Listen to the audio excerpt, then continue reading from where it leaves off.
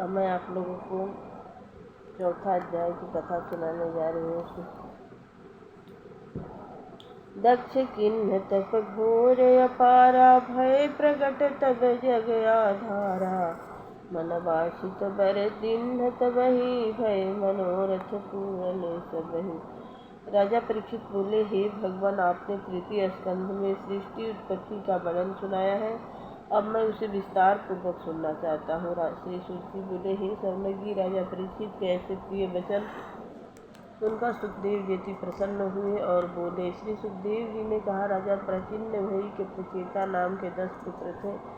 जब वे समुद्र से बाहर निकले तो वृक्षों ने उनका मार्ग रोका, जिससे उन प्रचेताओं ने क्रोधित होकर अपने मुख की अग्नि से उन वृक्षों को जलाना आरंभ कर दिया। तब चंद्रमा ने अनेक प्रकार से उनकी स्तुति करके उनके क्रोध को शांत किया और ब्रह्मलोचा अप्सरा की कन्या उन्हें दे दी। प्रचेताओं ने उसका पानी ग्रहण किया तथा उस कन्या के गर्भ से प्रचेताओं द्वारा प्राचीतस दक्ष उत्पन्न हुए। उसी दक्ष की सृष्टि से तीनों लोक भर गए। इस दक्ष को अपनी पुत्रियां अति प्यारी थी। हे राजा परीक्षित, दक्ष ने यह संपूर्ण सृष्टि सर्वप्रथम अपने संकल्प से उत्पन्न की, किंतु जब उन्होंने देखा कि सृष्टि की वृद्धि नहीं होती है, तब उन्होंने अघमरणा तीर्थ में विंध्याचल के निकटवर्ती पर्वतों में जाकर घोर तपस्या की। वहाँ परमहंस नामक स्तोत्र से भगवान की स्तुति की, जिससे भगवान प्रसन्न हुए। अब मैं तुम्हें वही स्तोत्र सुनाता हूँ। दक्ष प्रजापति बोले, हे भगवान, आप जीव तथा प्रकृति से परे हैं, उनके नियंता तथा शक्ति देने वाले हैं। प्राणियों ने सत्व रज तम से उत्पन्न होने वाली सृष्टि को ही सत्य मान लिया है। वे प्राणी आपके स्वरूप का ज्ञान करने में असमर्थ हैं। आप सीमा रहित तथा अनादि हैं। मैं आपको नमस्कार करता हूँ। ही परमात्मा, जीव आपकी ही क्या सखा है, किंतु वह जीव आपके सखा भाव को नहीं पहचानता। आप दोनों जीवात्मा तथा परमात्मा एक ही शरीर में निवास करते हैं, किंतु जीवात्मा आपको नहीं पहचान सकता। आप ही सबके ज्ञाता तथा सर्वेश्वर हैं। मैं स्वयं आपके स्वरूप को नहीं जानता। मैं आपको नमस्कार करता हूँ। जिस प्रकार यज्ञ करने वाले यज्ञ नाम के 15 मंत्रों से अग्नि को प्रकट करते हैं, उसी प्रकार तत्वज्ञानी अपनी 27 शक्तियों के अंतर्गत छिपे हुए आपको अपनी बुद्धि से खोज लेते हैं। यह संपूर्ण जगत आप ही की माया है। आप ही उत्पत्ति, स्थिति तथा प्रलय करने वाले हैं। आप स्वयं ब्रह्म हैं। मैं आपको नमस्कार करता हूँ। सुखदेव जी बोले, राजा परीक्षित, जब दक्ष प्रजापति ने भगवान की इस प्रकार प्रार्थना की, तब वे अपने दिव्य मनोहर श्री विग्रह से प्रकट हुए और उस दक्ष प्रजापति से बोले, हे भगवान दक्ष, तुमने सृष्टि की वृद्धि के लिए तपस्या की है। मैं तुमसे अति प्रसन्न हूँ। सृष्टि की वृद्धि करना ही मेरी इच्छा है। ब्रह्मा, शंकर, तुम, मनु तथा इंद्र आदि देवता आदि यह सब मेरे ही उत्पन्न किए हुए हैं। सृष्टि के आदि में मैं ही था और अंत में मैं ही रहता हूँ। हे दक्ष, मैं तुम्हें पंचजन प्रजापति की कन्या असिनकी देता हूँ। उसे तुम पत्नी बनाओ।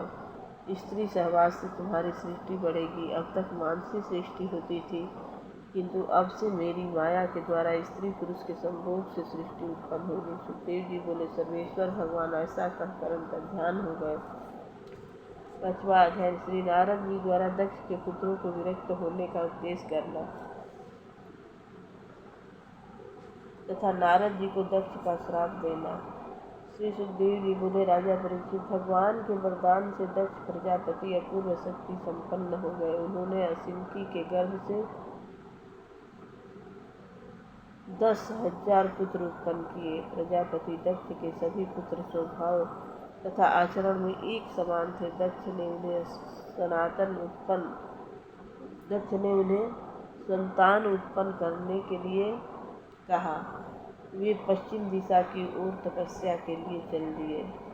उन्होंने सिंधु नदी के संगम पर नारायण सर नारायण सर नामक तीर्थ में महान तपस्या की। एक समय देवर्षि नारद उधर आ निकले। उन्होंने कहा, अरे तुम लोग बड़े मूर्ख हो। जब तुम लोगों ने पृथ्वी का आदि अंत नहीं देखा तब सृष्टि की उत्पत्ति कैसे करोगे?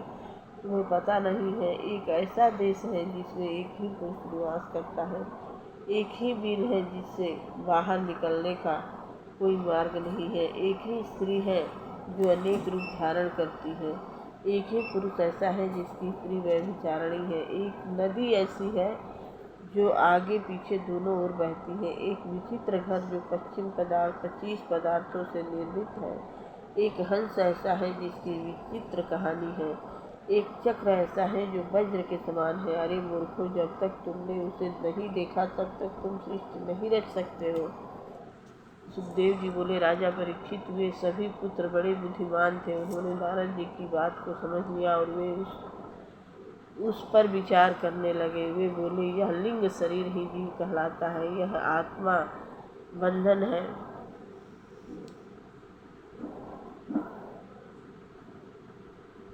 यह आत्मा बंधन है, इसका विनाश जाने बिना मुख्य कर्मों से कोई लाभ नहीं है। ईश्वर एक है, वह सभी अवस्थाओं में सबका साक्षी है, सबका आश्रय है, किंतु वह किसी के आश्रय नहीं है, वही परमात्मा है। मनुष्य पाताल रूपी बिल से नहीं दौड़ता, बिना परमात्मा को जाने सभी कर्म व्यथा है।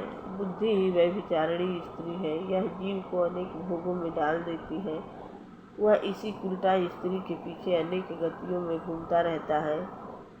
यह संसार माया की नदी है, यह संसार माया ही नदी है। यह शरीर 25 तत्वों से बना है, इसके काल वक्र की धार छुरे के समान पहने हैं, यह स्वतंत्र है। यह सब विचार कर दक्ष प्रजापति के पुत्रों ने नारद जी की परिक्रमा की और उन्होंने मोक्ष पद की प्राप्ति का निश्चय किया, जहाँ पहुंचकर फिर लौटना नहीं पड़ता। हे राजा परीक्षित, नारद जी की यह करतूत जब दक्ष प्रजापति को ज्ञात हुई तो वे शोक से अति व्याकुल हुए और पछताने लगे कि उत्तम संतान का होना भी दुखदायी है। ब्रह्मा जी ने दक्ष बहुत समझाया। तब दक्ष ने असिंती के गर्भ से 1 सहस्त्र पुत्र और उत्पन्न किए। उन पुत्रों का नाम सबलाश्व था।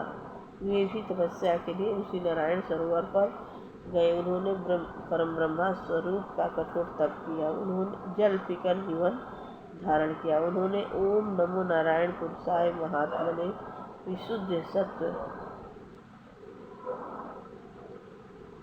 महाहंसाय धीमहि इस मंत्र का जप किया। उसी समय देवर्षि नारायण वहाँ पर आए और उन्हें भी पहली तरह समझाने लगे। उन्होंने कहा, हे सबलाश्वो, तुम भी अपने बड़े भाइयों का अनुकरण करो। उन दक्ष प्रजापति के पुत्रों ने भी अपने बड़े भाइयों का अनुकरण किया।